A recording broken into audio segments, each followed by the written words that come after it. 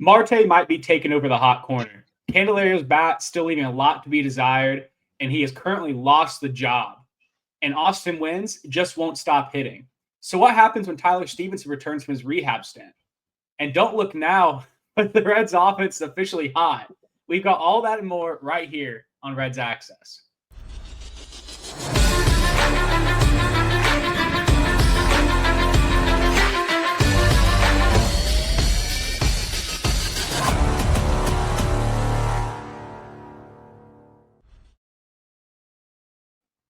Welcome to Reds Access, your weekly Cincinnati Reds podcast throughout the entire 2025 season, covering Reds news, Reds games, and more. If you're a Reds fan like us, feel free to subscribe publicly to us here on YouTube, be entered into a contest to win an authentic Reds MLB shop hat and a $20 Skyline gift card when the Reds make the playoffs. Also, feel free to follow us across social media platforms at Reds Access, Instagram at Reds_Access, and TikTok at Reds Access Official. We're your hosts, Collin and Kyler Osterberger, lifelong Reds fans who love to talk ball. So OPS of 233, Kyler, and that's not a typo. I didn't mean to put a 1 or, maybe just 2 letters, the guy, but here he's been in his career. But OPS of 233 in Austin Wynns. That's a guy you want in the lineup. But what do you do when Tyler Stephenson comes back, who is currently on his rehab stint, starting his rehab stint on his path back to the big leagues from his injury? Yeah. Well, obviously we have a little bit of time. I know that he's starting his rehab in AAA soon. But I don't know. Here's my thought process. Wynns has been a dog. Last week we played the dog or not dog. Been a dog. Went 6 for 6 on Sunday, I believe it was on Easter, that game where we scored 24 runs. I think did he have 7 RBIs, 6 RBIs? Yeah, there were 7 RBIs. Yeah, it was insane. So he's putting up the offense that we've been missing with Stephenson out. But here's like a little bit of a dilemma. So you have Stephenson, who is our everyday catcher. You have Trevino that's been filling a hole, and I think he's been all right. Defense is solid. And then you have Wynns where he's just clobbering the ball and looking great. So do you like kind of have like a 3-headed like dragon back there at home plate? Which, I mean, in my opinion, is probably not what you want. I don't think you want 3 catchers kind of switching in and out. I don't know. I don't think you get rid of Trevino either, though. Maybe trade. Would you kind of use him as bait and see if we can get something out of it? There's a lot to unpack there, right? And the one thing that I look at it and I remember Tyler Stephenson, Kurt Casale, and Luke Miley being the 3-headed monster of catchers for last year, and that's really what probably lost David Bella's job, is holding those 3 catchers on our roster when they didn't hit. But Terry Franconas came out and said, Kyler, that he wants to strike when the iron's hot. Guys that are hot are going to hit and going to play. How do you not play Austin Wynns? Austin Wynns is a 34-year-old player, Kyler, with a career 238 average. We talked about before the season started, Kyler, Austin Wynns had never made a team out of spring training, ever, in his career. He's been in – when did he get drafted? He got drafted in 2013. He's been in the league for 12 years. He's never made an open day roster until this year. Yeah, I think he had only like 60 plate appearances out of like 5 years in the majors. So even when he played this year, it was like, oh, well, as soon as Stephenson gets back, he'll be gone. Trevino's hitting like 320, by the way. He's no slouch. Like, Trevino's having a great year, too. It's just right. Austin Wynns in very limited at-bats is doing a lot of damage, right? And so what you're saying is totally true. What do you do with him? Do you trade him? I don't want to trade that guy. That's a majority of our offense lately, Right. I know. And I don't know, like, this is just my own personal opinion. I don't want 3 catchers rotating, especially when one's hot. I mean, I'm not saying Trevino's not hot. He's obviously not doing what Wynn's doing, but he's doing a great job of filling the role when Stephenson went down. But, like, obviously Stephenson's going to need some time. He's starting his rehab. He's not going to be 100% getting right back into it. So you do have a little bit of that gap. But what do you do when Stephenson's fully healthy and ready to go? Do you, how you said, do you kind of just see who's hot and keep running it? And if they have a tough couple games, then you maybe switch out? Or do you trade one? What do you do? I don't think I want 3 catchers on the active roster just kind of rotating around. Yeah, I'll tell you what we don't. Well, I'll tell you what we do is we throw a first baseman's mitt to Austin Wynns and say, "Can you play first base?" Because what I don't want to have is another game where I watch Jeimer Candelario play anywhere on our field. Yeah, What about I mean, Jeimer? he's first tonight, right? On this That's my game, he's point. first Yeah, that's base. my point. And he's 0 for 2 with a sac fly that he barely got Elliott the Cruz in from third. It's not. I'm Yeah, tired. I pulled some stats on Candelario. So listen to this really quick. So the Reds obviously are known somewhat sometimes for bad contracts. And a big difference, like the Dodgers or Yankees, like you can absorb that into payroll if you have a bad contract. You know what I mean? Like it sucks. You blew the money, but you can kind of absorb it. The Reds can't. We're a small market team. If we blow money on a bad contract, we're kind of just crap out of luck. But so here are some of the recent Red signings that we lost money or wasn't a good deal. So, and I think everyone could probably guess this, but Mike Moustakas, 4 years, $64 million in 2019. They released him in 23. We still owed him $22 million. Shogo, 3 year, $21 million in 2020. Released him in 22. Still owing him $8 million. Will Myers, we signed last year for 1 year for $7.5 million. We let him go after it says 141 plate appearances. We still owed him $3.75 million. Mike Ford last year, 1 year for $1.3 million. They released him 1 month later. And then Candelario. So we still owe him $32 million. What do you do with that? Well, what you just did is you told me that the Reds are probably going to cover, because what you said in those comments, Kyler, in those contracts looking back, is that despite the terrible contracts, the Reds aren't afraid to cut somebody before it's done. Yeah. And I remember that Will Myers when he was done. But here's the problem.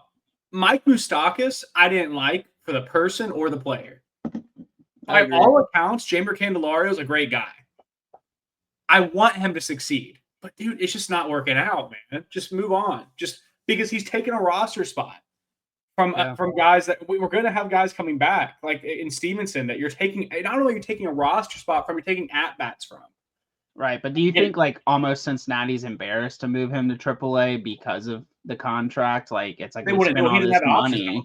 I don't think they can move him to AAA. I mean, but yeah. So this all. I mean, we'll talk about Jeimer Candelario in a minute, but the Austin Wynns thing. The answer is you can't send them down, right? So what do you do is the question, and what do you do with 3 catchers? And my answer is give a first baseman's mitt to one of them.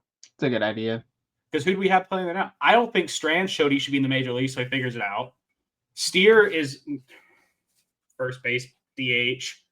And then the catcher, you can literally just rotate the catchers out. I mean, it's because you can still get Steer plate appearances at first base when the catcher who's going to play first base isn't playing. I mean, there's no reason we can't do it. I think that's the way to go. Yeah. I think shuffle around the lineup. I think you can keep 3 because the bat's worth it. Plus, I mean, guys like Stephenson have played first base. I mean, you can stomach having them play other positions if need be, like call it like a backup first baseman role. You can stomach that for sure. Let's just throw Lux over there at first base. We throw him everywhere now. And we talked about like trade potential, right? Like we traded Austin Wynns, for example. And I was looking at like who could we get to, we need to get a bat back, we need to get an outfielder, whatever you want to say. The only person available, I read an ESPN article right before we started today. The only person ESPN lists as like a trade bait or like a trade potential player was Luis Robert Jr. And he's not had a great year, and he's really a Will Benson type, man. We talked about it last week. So I mean, I don't know if I even want to trade him because I'm getting more production now out of Austin Wynns than Luis Robert is getting right now. Austin Wynns is a half game of WAR already this year. He's accumulated basically half of his lifetime career WAR. He's had 640 at-bats in a career. He's had 0.6 WAR, and that's 1.3 WAR. He's had 0.6 WAR this year alone. So he is playing his baseball, and the 20 at-bats he's played this year, Kyler, is as good as the other 620 he had before that. Yeah. Yeah, it's insane. I was baffled to watch him go 6 for 6 on Sunday, just crushing the ball. Looks great, hitting well. But yeah, like just getting back to the point, like Trevino's looking good, Wynn's looking awesome, Stephenson's coming back from an injury. I have to kind of watch Tito and what he thinks or what he wants that lineup to look like in the future. Well, and there's other guys come back from injury too, right? So, let's talk Wade Miley. He's a veteran, Kyler. He's steady, and he's definitely like a Reds guy, right? Remember the no-hitter a few years back? I think it's fond in everybody's mind. 21. I think it was 21. Last year, 21. Yeah. And he played a great year outside of that, too. I mean, he pitched really well. Went to the Brewers after that, got hurt, had Tommy John. He's going in on 40 years old, I think, at this point. Is there really a spot for Wade Miley on this team once he's healthy? Who goes down? Who do you send Alexis Diaz down for what happened last night? Do you put Martinez in the bullpen? What do you do, Kyler? What's the plan? Yeah, so that's another tough one that I feel like it's weird. This season, we are really good at certain positions and then we're bad at others. And it's like we have multiple position players or pitchers in a certain spot that are good, but the others are not. So like Wade Miley, for instance, I really like our starting five. Obviously Martinez has been struggling a little bit. Abbott came back from an injury. I don't think he's looked bad. I think he's actually looked pretty decent coming back from injury. But you got Martinez. I think he's repping like a 6.0 ERA right now. Really struggling after the fourth or fifth inning, and almost every start. So I think if you were to replace someone now with Wade Miley on the starting point, it might be Martinez, but I doubt that just because of how much money we've spent. And plus there's a lot of season to go. So then you start looking in like maybe the bullpen. Maybe you put Wade Miley in the bullpen, but who do you send down from the bullpen to make a spot for that? And obviously he had his first rehab start today, and I think you pulled the stats up right before we got together. It was 2.1 innings. He gave up 9 hits and 6 runs in single A ball. Like, that's not good. You do not want that anywhere near. No, it wasn't like he had right 4 now. runs and like it wasn't like that. The guy got hit. Yeah. I know he hasn't pitched. I get it. I don't think there's a spot. Tommy John surgery, old. I think we have a pretty good bullpen. Just pitching this year for the Reds has been awesome to an extent. I just don't think there's a spot for him. The only thing I could see them doing is moving Martinez to what they did last year, making him like an opener, and he go at 4 innings and dominate 4 innings, and bringing a guy like Miley in the rotation and moving Martinez to the pen. And to answer your question of who would get sent down in the bullpen, I don't know the answer to that. Alexis Diaz didn't look great. Ashcraft just gave up the lead in this game right now. I think Diaz is done, honestly. Diaz is cooked, dude. Not only he's gotten worse every year since 23. Jeff Brantley was like in the 6th inning. He goes, "Is that Alexis Diaz warming up in the bullpen right now?" And you could tell he was kind of shocked that it was like we were down 3-0. We like, why is it? And I think that tells you what Tito thinks of Alexis Diaz, man. I really do. I don't think he has any faith. And I think Diaz's time's coming to an end. I think he's going to be traded, or we're going to maybe put him in AAA until that contract runs out, get rid of him. I don't know, but I think his time's coming to an end. Yeah, I think, but on Miley's point, Kyler, I think that you're right. I think it's a big DFA risk for him. I think that it's a DFA opt-out of contract situation. He's going to have to do a lot to make the team earn a spot for sure. Because even when I talk about dumping guys like Diaz or, they're not playing. It's not like they're terrible players or anything. It's just they're not. We have such a good bullpen, Yeah, I think Diaz could probably go pitch on another team. It's just we're so stacked in pitching this year that I just don't think there's a spot. And I think kind of leading back to if we're ready to get rid of Diaz, like we don't really need Miley either. You know what I mean? Like there's just not really any space for him at this point. Maybe halfway through the season it might be different, but maybe someone gets hurt. I don't know. But right now, no. So the pitching's been great, right? But you're right. Having the depth is good, and having him in your back pocket. But the odds are someone's going to want him. There's a team out there that's not competing that'll take Wade Miley, right? Yeah. And give him the innings. And so I want him to get the chance to play. So I just don't know what the Reds are going to do with him. But what I do know, Kyler, is that the hitting is coming around, right? So pitching's been good, great, and that's why we can't find a place for Miley likely on the team. But the hitting's definitely coming around. It's kind of funny how much of a difference a week makes, man. So a week ago, we're talking about the Reds offense being the 29th ranked OPS plus in baseball. They're now like the 14th. Like they're a league average team on the offensive side. It's funny what a 24-run game does for your team stats. No, that was just an absolute just clobbering. And 6 of those RBIs, Kyler, came from Noelvi Marte. And, Noelvi Marte's young. He's 23 years old. And right now, Kyler, he's hitting absolutely everything in front of him. I believe he has 2 hits and a home run today.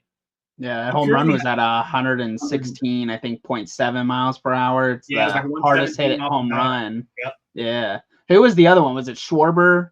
He tied someone this season for the. I don't know. Usually it's O'Neal Cruz tops that list, the Pirates guy. Usually he's I think it's Schwarber that he's tied. I wouldn't doubt it. Schwarber bombs the ball too, but Marte's put together now. It's been a limited sample size, obviously. He's put together a 151 OPS plus, Kyler. So do you think that third base job is finally his and Candelario's kind of kissing goodbye?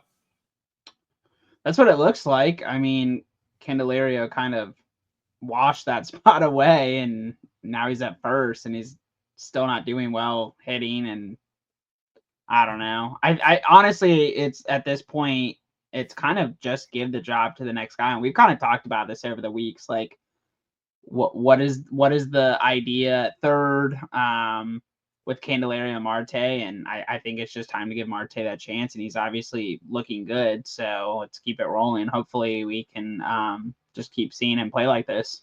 Well, not only is he looking good, man, but a lot of his approach up there at the plate, I think, signals a big maturity step for him. He's hitting the ball the other way. He's not swinging out of his shoes. You can tell he's got a mature approach. And he's only 23. What people forget is he made his major league debut when he was 21. He got popped for performance enhancement. Yeah. And then he turns around and he sucks after that, and probably had some yips going on. Probably got popped and probably scared him a little bit. And he's only 20. Yeah, he struggled last year hitting. Yeah. So I'm glad to see that he's kind of putting the game together this year. And like you said, 23, like he still has a lot of ball left in him. Well, yeah. I mean, he's going to be the youngest guy on our roster right now. Yeah. So hopefully it's him putting this together and we can build a long, successful career because he's smashing the ball. I do wonder, we talked about the infield setup, Candelario getting pushed to first, and that's really only when Steer's not playing because Steer's taking first base, for the most part right now. But how does that affect our infield? I mean, I thought it was pretty locked down. We definitely have Ellie at short, McLean at second. But assuming everybody's healthy, so I'm talking Stephenson, Steer, CES, Candelario, Marte. Who's playing third and who's playing first? So I probably would have Steer at first, McLean second, Ellie short, Marte third today, if I had to pick.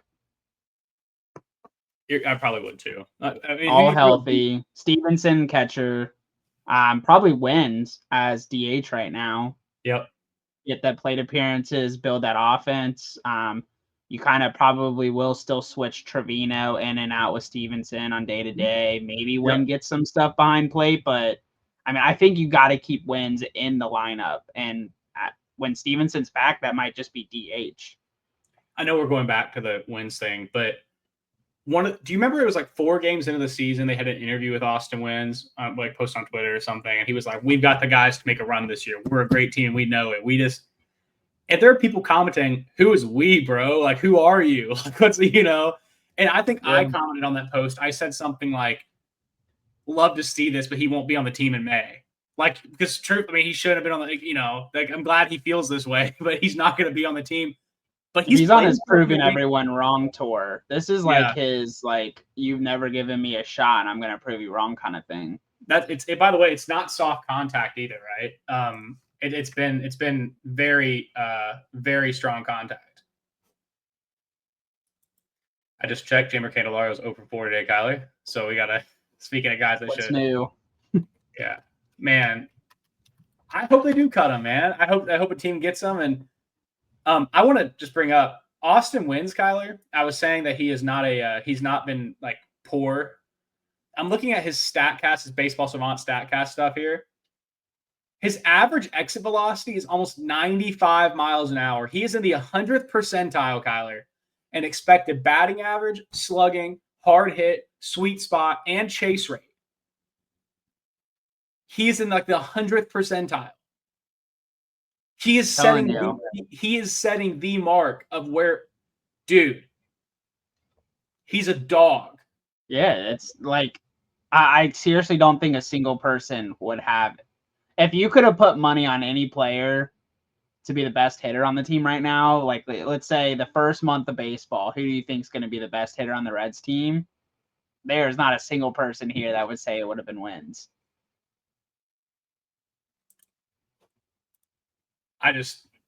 He's been an animal, and I just don't. He's been an animal, man. That's all. Yeah, you don't want it to stop. You keep throwing them out there until he proves that he can't do it anymore. But I'm gonna let him keep going. And what about Gavin Lux? I know this is off, but he's on I think a 6-game hitting streak. He's looking pretty good too. And he's looked good again today. I guess we can skip. We can go right to Gavin Lux actually if you want. We can come back to Chase Burns news. Let's just talk the offense. Let's talk the offense. The offense is hot. We got a couple guys leading the way, man. I mean, their OPS plus is over 230 for multiple guys. This offense has gone, as we just talked about, from one of the worst in baseball, Kyler, to a very average baseball offense, with which we talked about earlier in the year, man. With a pitching staff that we have, all we need is a average offense. 1 to 2 to 3 runs a game, and if our pitching can hold it, like 4 to 5. Look like 4 to 5 runs obviously, a game. Obviously, but if we can keep shutting people out or only allowing 1 to 2 runs a game, it doesn't take much offense to like get over that hump. There are some guys leading the way, man. Guys that are just exploding onto the scene, like Austin Hayes. Gotten the ball 32 at-bats so far this year. He's gotten in the box. He's hitting 406. We needed him back. We talked about that last week, that he was a big part of that outfield we were waiting on.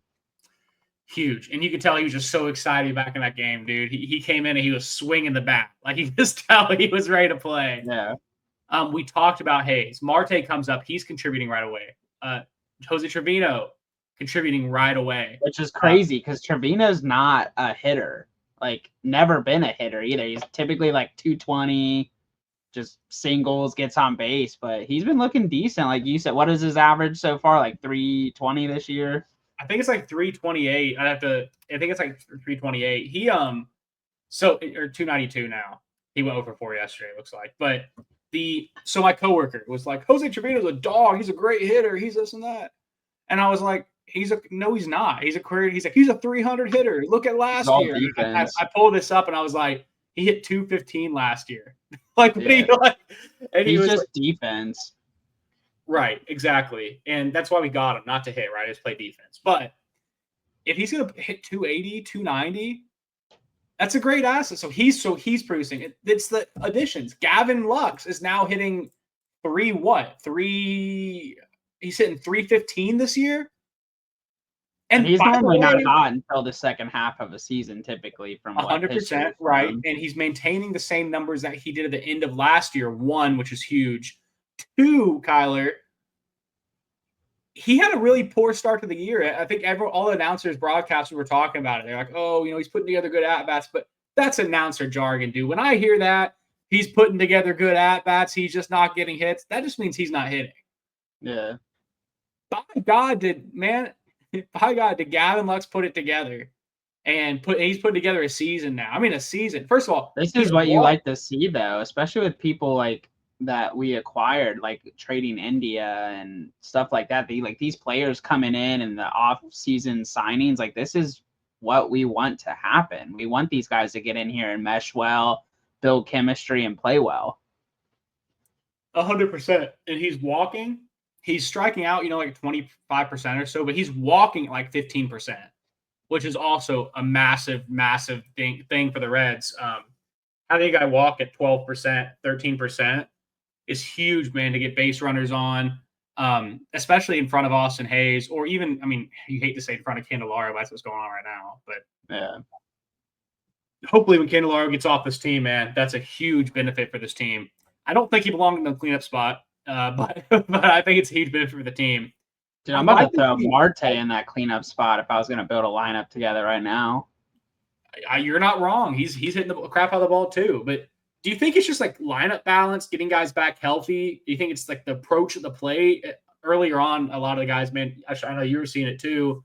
There was a lot of late swings on 91-mile-an-hour fastballs, right? Yeah. So do you think it's approach? Do you think it's coaching? Do you think it's like the balance of the lineup, the way it's set up? What do you think's going right for them right now that wasn't going right earlier in the year?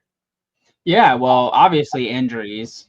We didn't have Hayes. Stevenson's still out. McLean was out for a little bit. Steer's hurt. So obviously injuries can kind of be a hard thing to navigate. But I like that Tito has, I don't know if you've noticed this, but like there's no really set spots besides like De La Cruz and McLean. Like I've seen the lineup kind of be shuffled around a lot to find success. And it's not like we're just leaving the same lineup and getting shut out for 3 games. It's getting shuffled around, and I think guys are kind of finding their place.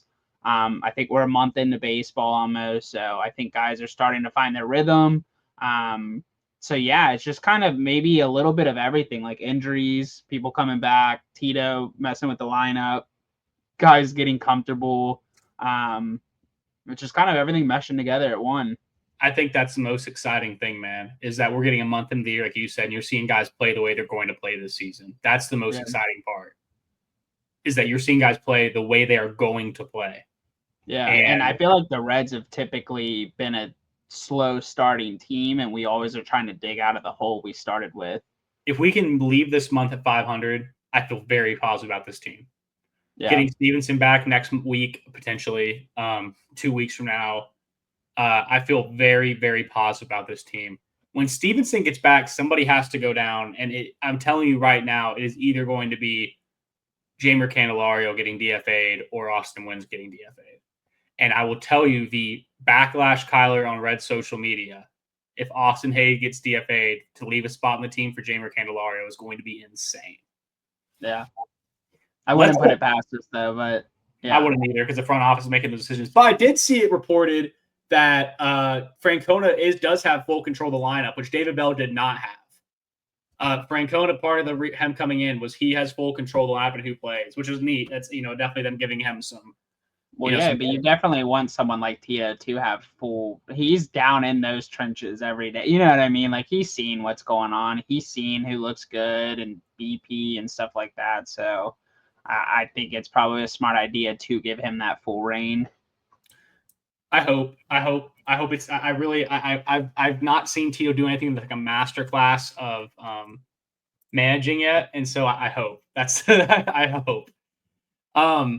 Let's get away from like the Reds on the team right now, man, and let's talk like Reds on the rise. Reds coming up. There's just one name I really want to talk about today, and it's one of the nastier arms, Kyler, in the Reds minor leagues. I wouldn't say it's the nastiest. Luis May in AAA hitting 103 yesterday.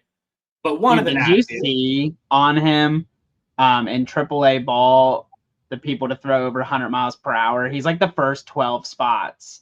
And then it's like a couple guys, and then it's like him again 3 times. And it's like he has 12 out of the top 15 100-mile-per-hour plus pitches. That's the Reds pitching factory, man. That's what that is. But Chase Burns, man, is who we're talking about today, who's on his way.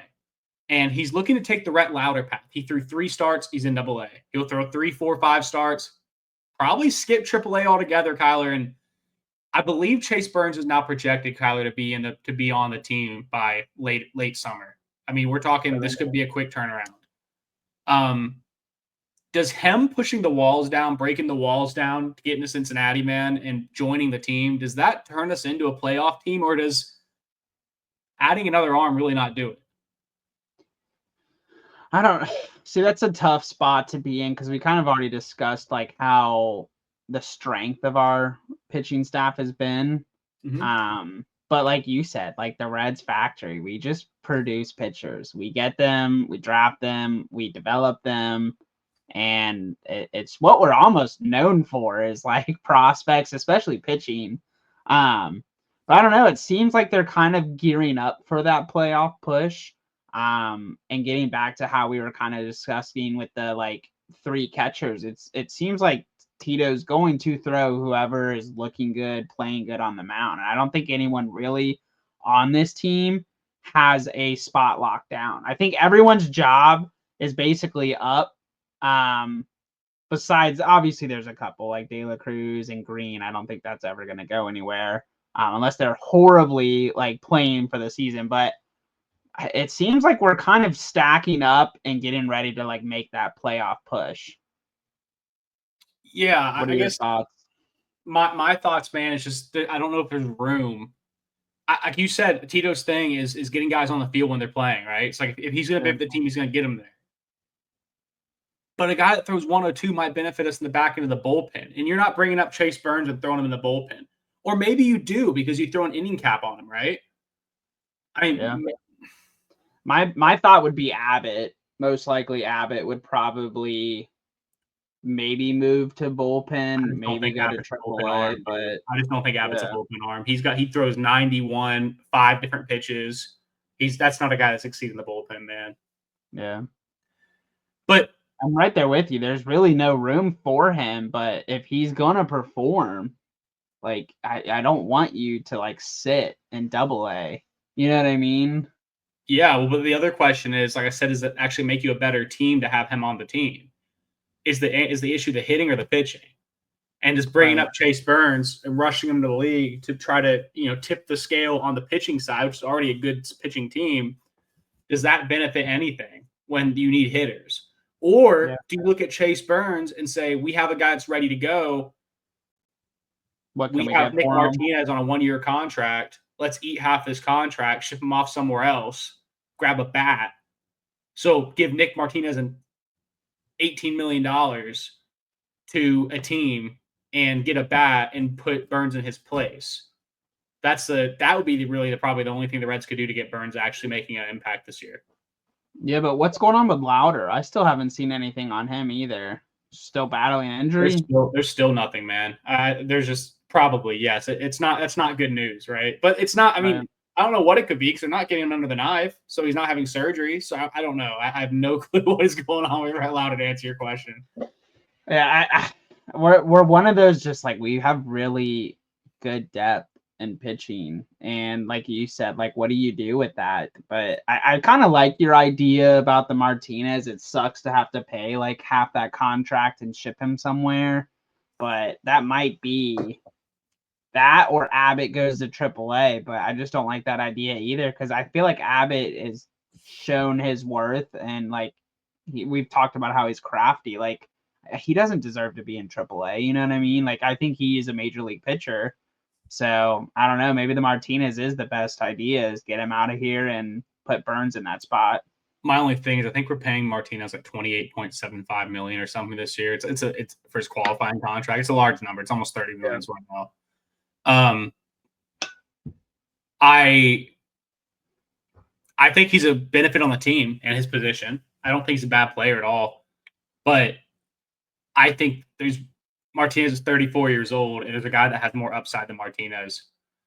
This is all very speculative, too. I mean, this is assuming Burns just cruises through. And let's talk about, like, Burns' stats, like, as he's gone through single A so far, Kyler.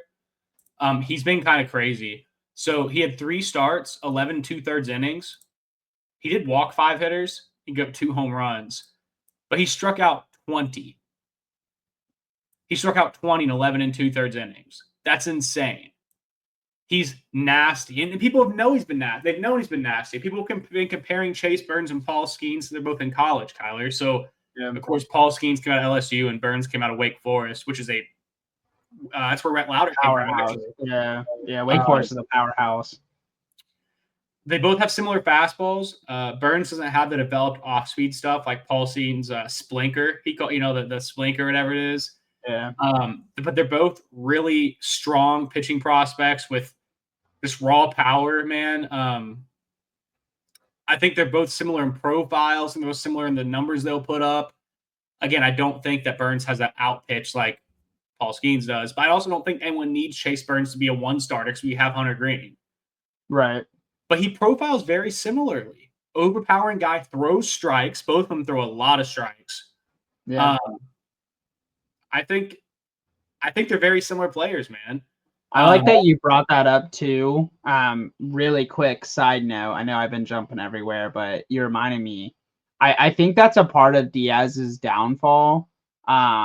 We're getting to a point in baseball that guys aren't chasing out of zone stuff as much as they used to. Mm-hmm. And Diaz has never been a like big strike thrower. He's always kind of thrown outside of the zone and got people to whiff on it, whatever it might be. And that's just not the case anymore. So just like you just put a thought in my head about how you like said that Burns and Skeens are like they throw strikes. They're not afraid to throw strikes. I think that is a part of why Diaz is struggling is he's just not known to be throwing a high amount of strikes and guys just aren't chasing on that stuff anymore. The issue with Diaz, man, is you have a guy that gives up hits, a guy that can't hold runners on, and a guy that walks hitters. There's not a benefit to his game you can coach around right now. Yeah. I'm interested to see what they do different with Diaz, man. I am. But yeah, no, I'm very, very, very excited to see Chase Burns come through the minor leagues. Obviously working the ball vertically, power stuff, power slider, power fastball. Those are guys that are fun to watch take the ball every fifth day, man. So I think he'll make an impact. I just think I wish he was an outfielder. Like that's really the bottom line of it, man. I wish he was an outfielder. I guess it's kind of my give him an outfield glove. Right, just or be the Hunter Green and make him use a different glove. You see that happen again. Second one, yeah. It's getting ridiculous at this point. Yeah, it's so back and forth. They say like the Orioles were crying about it, but I don't even get it. It's not even distracting, but their uniforms were more distracting than the glove, but whatever. Well, it's what happens when you're one of the best pitchers in the league. People try to make up stuff, accused of cheating, whatever it might be. As Kyler, as the Reds, or as we finish up this episode, the Reds finish up losing a series in Miami. I think TJ Friedl was grounded out to lose that game. So yet another loss when Jeimer Candelario is in the lineup. And I'll tell you, there are guys that should be getting. It's just an automatic out bundle, man. It's a shame. So the Reds wrap up their series in Miami. We wrap up this episode of Reds Access. This will be all for Reds Access, guys. We appreciate you for tuning in. Kyler and I will be back soon with more breakdowns, hot takes, and everything Reds baseball, of course. Be sure to follow us, subscribe, and keep the conversation going along with us on social media. We are always happy to engage there, and we love the commentary you guys give us. But rounding third and headed for home, Kyler, Osterberger, and myself, as always, go Reds.